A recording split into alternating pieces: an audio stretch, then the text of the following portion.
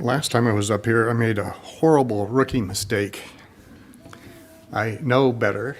I know after all my years of teaching various things that you got to be careful of what you say from the pulpit. But somehow I missed it. Near the end of my sermon, I said that I hadn't gotten to everything I wanted to talk about. And that sometime we should do something on the dietary laws. Now, when you communicate to people, you got to realize what they're hearing and what you're hearing are not necessarily the same thing. And I knew the moment I said it, Wendell's over there thinking, I filled in that last slot in October when I'm going to be gone. But it was too late to exit out.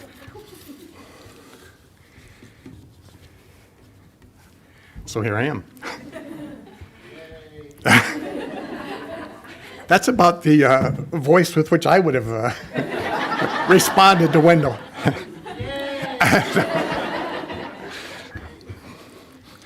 Well, hopefully the series that we've been doing on the Pentateuch has helped reacquaint us with some of the things that we forgot about, or for some of you, maybe acquaint you for the first time with it.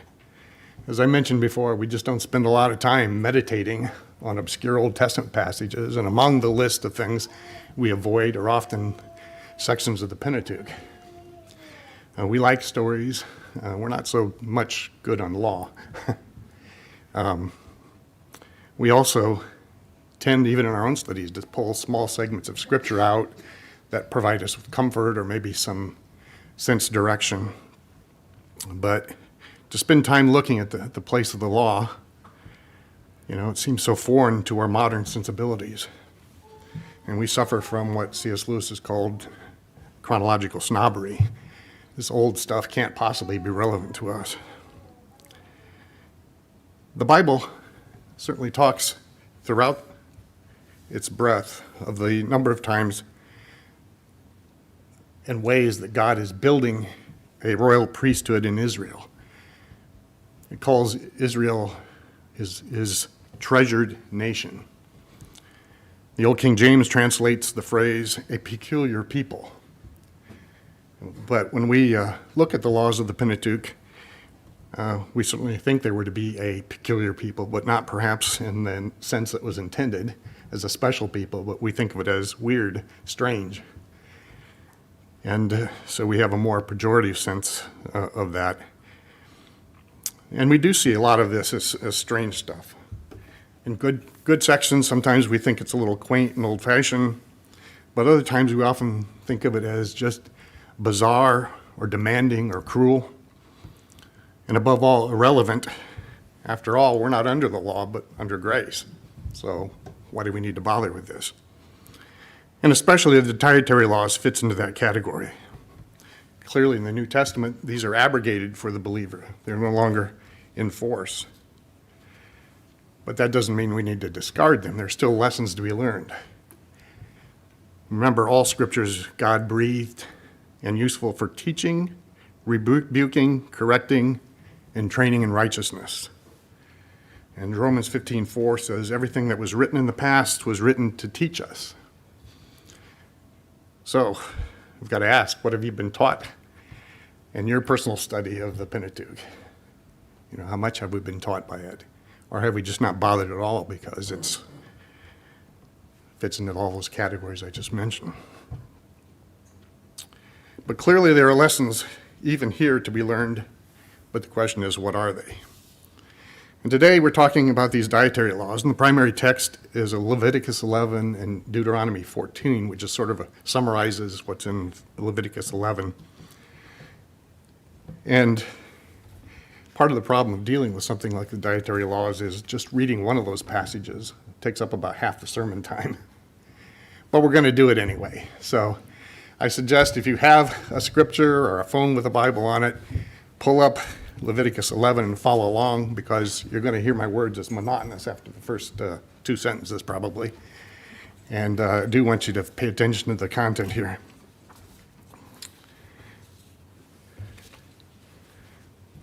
11 starting in verse 1. The Lord said to Moses and Aaron, "Say to the Israelites, of all the animals that live on land, these are the ones you may eat. You may eat any animal that has a divided hoof and that chews the cud." You're inspired yet?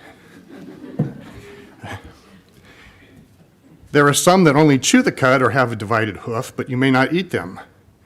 The camel, though it chews the cud, does not have a divided hoof. It is ceremonially unclean for you. The hyrax, though chews the cud, but does not have a divided hoof, it is unclean for you. The rabbit, though it chews the cud, does not have a divided hoof, it is unclean for you. The pig, though it has a divided hoof, does not chew the cud, it is unclean for you. You must not eat their meat nor touch their carcasses, they are unclean to you. And we're down to verse 9. Of all the creatures living in the water of the sea and the streams, you may eat any that have fins and scales. But all the creatures in the seas or streams that do not have fins and scales, whether among all the swarming things or among the other things living in the water, you are to regard as unclean. And since you are to regard them as unclean, you must not eat their meat. You must regard their carcasses as unclean. Anything living in the water that does not have fins and scales is to be regarded as unclean by you. These are the birds you are to regard as unclean and not eat, because they are unclean. The eagle, the vulture, the black vulture, the red kite, any kind of black kite, any kind of raven, the horned owl, the screech owl, the gull, any kind of hawk, the little owl, the cormorant, the great owl, the white owl, the desert owl, the osprey, the stork, any kind of heron, the hoopie, and the bat. Got that down? All flying insects that walk on all fours are to be regarded as unclean by you. There are, however, some flying insects that walk on all fours that you may eat, those that have joined legs for hopping on the ground. Of these you may eat any kind of locust, katydid, cricket, or grasshopper. But all other flying insects that have 4 legs you are to regard as unclean. You will make yourselves unclean by these. Whoever touches their carcass will be unclean till evening. Whoever picks up one of their carcasses must wash their clothes, and they will be unclean till evening. Every animal that does not have a divided hoof or that does not chew the cud is unclean to you. Whoever touches the carcass of any of them will be unclean. Of all the animals that walk on all fours, those that walk on their paws are unclean for you. Whoever touches their carcass will be unclean till evening. Anyone who picks up their carcasses must wash their clothes, and they will be unclean until evening. These animals are unclean for you. Of animals that move along the ground, these are unclean for you. The weasel, the rat, any kind of great lizard, the gecko, the monitor lizard, the wall lizard, the skink, and the chameleon. Of all those that move along the ground, these are unclean for you. Whoever touches them when they are dead will be unclean till evening. When one of them dies and falls on something, that article, whatever it is, will be unclean, whether it is made of wood, cloth, hide, or sackcloth. Put it in water, and it will be unclean till evening, and then it will be clean. If one of them falls into a clay pot, anything in it will be unclean, and you must break the pot. Any food you're allowed to eat that has come in contact with water from any such pot is unclean. And any liquid that is drunk from such a pot is unclean. Anything that one of their carcasses falls on becomes unclean.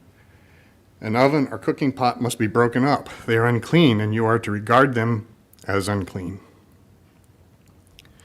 A spring, however, or a cistern for collecting water remains clean, but anyone who touches one of these carcasses is unclean. If a carcass falls on any seeds that are to be planted, they remain clean. But if water has been put on a seed and a carcass falls in it, it's unclean to you. If an animal that you are allowed to eat dies, anyone who touches its carcass will be unclean till evening. If anyone eats some of its carcass, must wash their clothes, and they will be unclean till evening. Anyone who picks up the carcass must wash their clothes, and they will be unclean till evening. Every creature that moves along the ground is to be regarded as unclean. It is not to be eaten. You are not to eat any creature that moves along the ground, whether it moves on its belly or walks on all fours or on many feet. It is unclean. Do not defile yourself by any of these creatures. Do not make yourselves unclean by means of them, or be made unclean by them. I am the Lord your God. Consecrate yourselves and be holy, because I am holy. Do not make yourselves unclean by any creature that moves along the ground. I am the Lord who brought you out of Egypt to be your God. Therefore, be holy, because I am holy. These are the regulations concerning animals, birds, every living thing that moves about in the water, and every creature that moves along the ground. You must distinguish between the unclean and the clean, between living creatures that may be eaten and those that may not be eaten. Wow. Certain repetition to the formula, but there are distinctions in there that you may not see as you read along. But certainly it's quite exhaustive, and it draws a clear line between what's clean and unclean. And we need to keep a number of terms sort of clear in our minds. Clean is not the same thing as righteous or holy or unsinful. Unclean is not the same thing as sinful or evil. We're dealing here with things that are ceremonially clean or societally clean, and not necessarily with sin and its destruction. That doesn't mean there isn't a connection. Obviously, cleanliness is a type of being righteous, and uncleanliness is a type of being unrighteous, but they're not making a direct comparison. These are only analogies. So some of the understanding of this passage centers around understanding the context in which it's put in. As you know by now as members of this church, everything has various contexts. Here we have to see this in terms of what he's attempting to do here. He's taken Israel, because of his promise to Abraham, out of Egypt. He's made a covenant with him to be their God, to watch over them, they to worship him and obey him. And now you have this group of people that have come out of a totally foreign culture. Remember, there is no nation of Israel formally before this. They're not being taught a catechism on the things of God. They're living in Egypt. There's some things they know about God from reminiscences back to the patriarchs, but there's no complete system. They've been living in a pagan society. They don't know how to live. They don't have any laws, because the laws were the laws of Egypt. So God's in a position of bringing them into a number of things, bringing them into a nation that functions as a nation and protects individuals within that nation. So it's not a matter of a power grab by anybody. So he lays down righteous principles of governing for the nation of Israel as his chosen people. He's establishing their worship system, because again, they've been exposed to who knows what prior to this. There is no formal system for worshiping Yahweh at this point. He's establishing it as a way of encouraging righteousness on their part, encouraging their commitment, but also as a light to the rest of the world, to draw people in to the true God. So all of this stuff has to be established in a short period of time. We also know that this first part here of Leviticus is dealing with the establishment of the worship in the tabernacle, the functions of the priesthood, the various activities of the priesthood, how they're to dress, how to act. And it's within that context that this section actually appears. Prior to this, in 1 through 8, there are instructions to the priest on it. There's actually some narrative in there that deals with a disaster that happens when two of them are struck dead. And at that particular point, something interesting happens. You have, everywhere in the Pentateuch, it talks about God speaks to Moses and says. At that particular point in chapter 10, it's God speaks to Aaron, and he says. Why Aaron? Well, Aaron's the fatherhood of the priesthood. I mean, That's his particular purview. So these instructions are given in context of that sort of setting. This deals with how the priests are to distinguish clean from unclean. An important verse, or a section of that, chapter 10, is 10, 8 through 10. So chapter 10, verse 8 through 10. Then the Lord said to Aaron, "You and your sons are not to drink wine or other fermented drink whenever you go into the tent of meeting, or you will die. This is a lasting ordinance for the generations to come, so that you can distinguish between the holy and the common, between the clean and the unclean. And so you can teach," verse 11, "and so you can teach the Israelites all the decrees the Lord has given them through Moses." And this same type of statement of learning to distinguish between clean and unclean and holy and common appears at the end of the chapters 13, dealing with another topic of that applies cleanliness and uncleanliness, and at the end of 14 and at the end of 15. So this is a repetition here throughout. This is important. These are to teach you how to distinguish between the clean and the unclean. And that then leads up after the section on dietary laws and the other sections dealing with a number of other areas of life that have to be regarded this way. You then get to the Day of Atonement in 16. So all of this is a progress leading up to it. He's preparing them here in the distinguishing between clean and unclean to be worthy of entering the tabernacle for the Day of Atonement. In chapter 11 through 634, he again spells out the distinguishing principles between clean and unclean as they relate to different areas of life. So let's go back to this chapter 11 with the understanding both of its context here in the section of the book, but also in terms of the terms clean and unclean. We're not talking about animals here he's listing that are somehow evil animals. God created every animal good. So that's not the relationship here. This is dealing with cleanliness as it's related to God's select people here in this setting in Israel. So it divides in this chapter 11 animals by category. And these are the same sort of three categories you see in Genesis 1. So you have the land animals or land creatures, water creatures, and flying creatures. And these correspond to those same descriptions from Genesis 1. So some of the examples we talked about, land animals, the principle is if they chew cud, and they have split hooves. It can't be one or the other, they have to have both. And by the way, chewing cud here is not the same thing we think about in terms of a cow that chews its cud, basically eats food and doesn't chew much of it, swallows it, later regurgitates it, chews again, swallows it. It's not necessarily that. You do have some animals mentioned here that don't do that. But what seems to be here is the category that fits into animals that chew over a period of time. So therefore they nibble and chew that real good and thoroughly before they swallow it. Or those who traditionally chew the cud. So all those are fit into this category. We can see from the examples that are there. Then in the area of water creatures, it has to have fins and it has to have scales. It can't have one, not the other. It has to have them both. Flying insects, which are part of the air,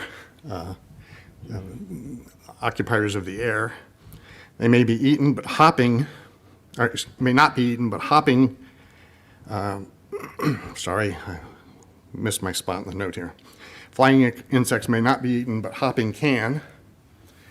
And then, there's a lot of other distinctions as we saw as we looked through there. There's a distinction made between creatures sometimes and animals. So we've got when we read through it, we don't just sort of assume that creatures means animals in general. It's dealing with a specific category. So over the centuries, probably since the day God set these out, there's been a lot of discussion over what these mean. What's the rationale for all of these choices that God makes? What holds us all together? What makes sense of all this so it's not just random? The rabbis themselves, when you look at rabbinic writings, they spend a lot of time looking for symbolic explanations. Aristeas said that chewing cud makes animals clean because it reminds men to meditate on the law. A for creativity, F for being helpful. Another writer believes sheep are clean animals because it reminds us the Lord is our shepherd, and dirty pigs represent the filth of iniquity. Well, okay, that's clear. There are literally dozens of different types of explanations, rationale for these food laws. But most of them, when you look at them and divide them out, they fall into one, probably four different categories. Thinking in general terms, they fit into four different categories. The first one are those who believe that it's arbitrary. God's setting up test of obedience here. So he's just saying, this is the way it is, follow this along as a way of getting them to obey him. That he needs to be obeyed, and this is a test to see if they're going to do it. So it's no particular reason that ties these all together. It's just a straight test of obedience. And apparently a significant number of ancient rabbis, including the great 12th century Rabbi Maimonides, held to this. He takes it in that's the expression that's involved here. The second category is that of ritual purity. These are here because the forbidden things are things that reflect either false gods in some of the religions around in Canaan, or they're animals that are used in sacrifice for pagan religions. And that has some appeal to it, but historically it falls short. I mean, one of the major false gods in that region, Baal, was represented by a steer, a bull. And of course that would not fit with cattle being able to be eaten. In addition, pigs, although they were eaten in other ancient Near Eastern countries around Israel and their religions, they were not used for sacrifice. They were abhorrent in sacrifice. So that doesn't seem to fit the pattern either. So there are problems with this, as there are problems with all of these. The third one is hygiene. And many modern people like this. We're always looking for the latest fad diet, and so there's got to be clues in here how to eat. We have the Daniel diet. We have the diet based on a passage in Exodus. We have, there's even a food bar out that takes a passage from the law that has 7 or 8 ingredients listed and put them all in one bar to say, this is the perfect thing. God says so right here. Well, he doesn't. He just explains what product is there in the land. But anyway, I digress. We grab onto this because as modern people, we're interested in health reasons with food. And, it seems obvious pigs, have a lot of problems with trichinosis, and therefore he's preventing them from eating these horrible animals that might disease them.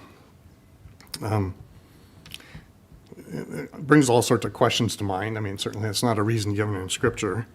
But if that's the problem, then why doesn't he just tell them to cook them thoroughly before they eat it? Or why no restriction on plants that are poisonous? Don't eat this because it's poisonous. Now, the trichinosis thing is a bit overblown. It was a big problem primarily because of more modern farming traditions. The free-range pigs that they would have had out in Israel at that time ate much healthier, and trichinosis probably was not even a problem, according to medical experts I've read.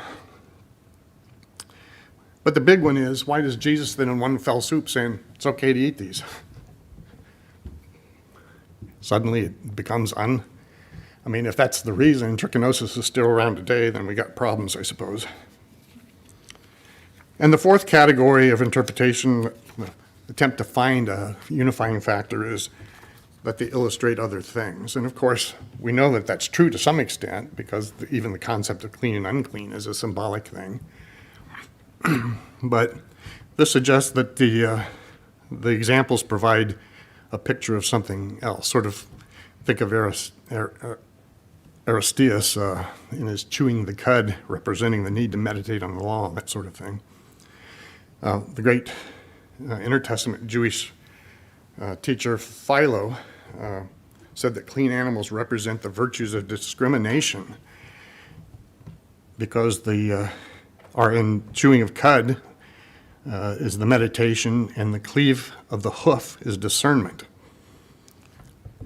Okay, I mean, it's not a bad allegory, but I don't know if it's what's intended here. And again, the problem with symbolic things is if you have no sort of boundaries to what you can substitute in and out to represent something, then you can pretty much say anything. You just have to find things to say.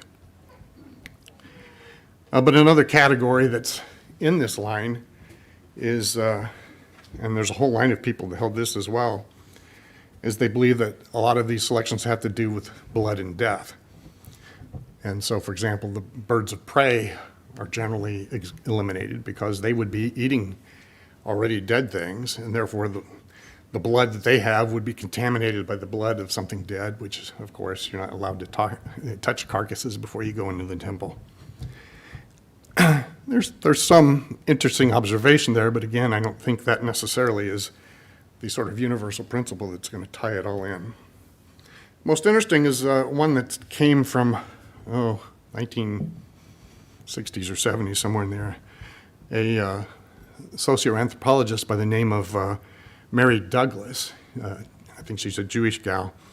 She spent some time studying the laws in Deuteronomy and Leviticus, and suggests that what God is doing here is defining ideals that fit each category. And then when things deviate from that category, then they're no longer fulfilling the role with which they're supposedly created. Just like when we sin, we pull ourselves out of the created order that God presented to us.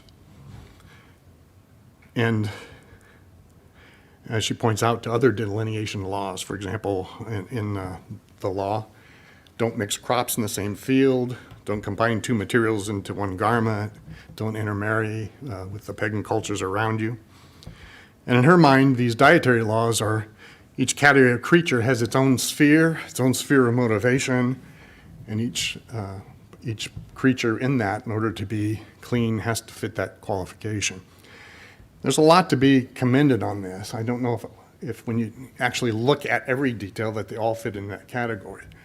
But this is certainly an approach that has been pretty popular in the last 50 years or so. And a lot of Jewish scholars, traditional Jewish scholars, as well as a lot of Christian scholars have picked up on this and think that this might have good explanatory purpose for the passage. But I think all of them have some insight, but none of them fit all the criteria to be a complete solution. You know, we often have ideas in life that we think is a solution to something, and then we have the problem of making a universal solution to everything. And that is where we get into difficulty. But we clearly have instructions from the New Testament that reveals we no longer need to keep these laws on food as Christians, but what lessons can we garner then from the passage? And I don't know as there are one or two. I think there's a lot, and I think we need to spend some time examining it and saying, Lord, what's in here for us? What do we need to take away from this? And I'm sure there's a lot of those, but in today's modern Western evangelical experience, I'm taken by a couple of lessons which I think we desperately need to be reminded about in our world today. And the first one is, in the Old Testament law, and even in these dietary laws, we see that every detail of life is under God's banner. We forget that.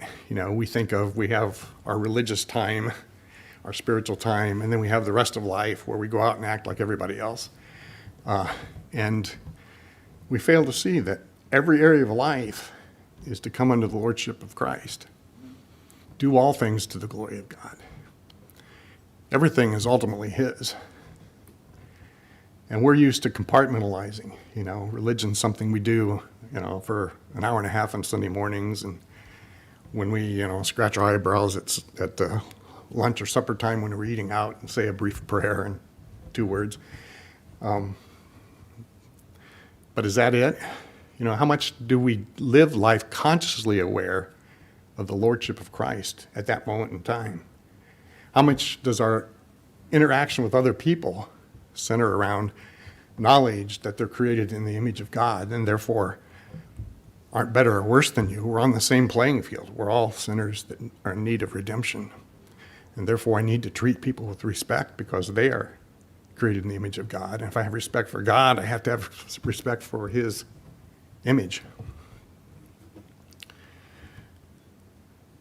That doesn't mean we have to run around, with halos over our head, pietistically, acting like, but we do have to realize and consciously think about, why am I doing things? Why do you do it this way? What do I think about this? And the first thing is not our gut level response to it, it's where does it stand under God? The law is great at reminding us of that if we just read it. He's trying to bring together a people that are going to be his royal priests. And he wants them to be aware that every detail is his. And the world should see that there's a difference between them. Which flows us into the second point I think is important to emphasize in our setting today. We are to live, act, and believe as people of God. We're to be separate from the culture around us. We don't take in entertainment the way other people take in entertainment. We don't approach our meals with the same way. John Warren Montgomery used to say, every meal on earth is a rehearsal celebration for the wedding feast of the Lamb. We have totally capitulated to the culture around us. And indeed, for most Christians, the important thing is, how can I be normal without standing out too much? I think we ought to stand out too much. Not in a weird way, but in a way sanctified by God.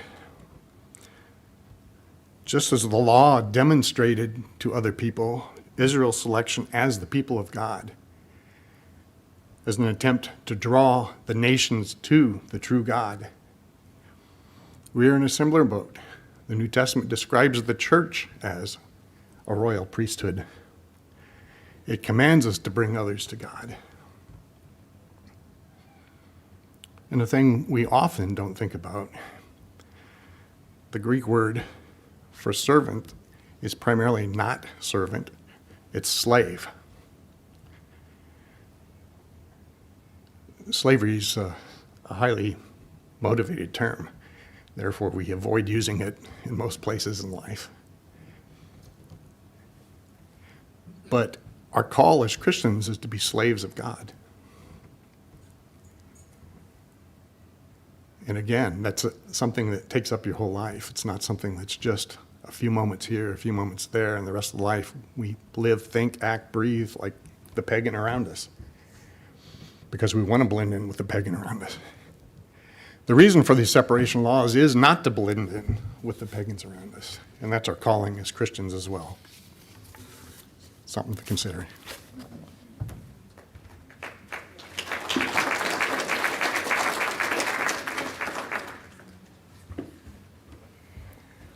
Thanks, Denny, for the work that went into that, and we really appreciate that. I think there's plenty for all of us to think about there, and hopefully that serves as a motivation for additional study for us as well.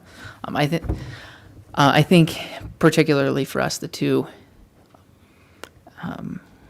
consequences or applications for us that Denny drew out are very relevant. We've said this a lot here. I know you've all heard it, but I'll repeat it again. This sort of idea we have that we can distinguish between spiritual and unspiritual, or sacred and secular aspects of our lives is not found anywhere in the Bible.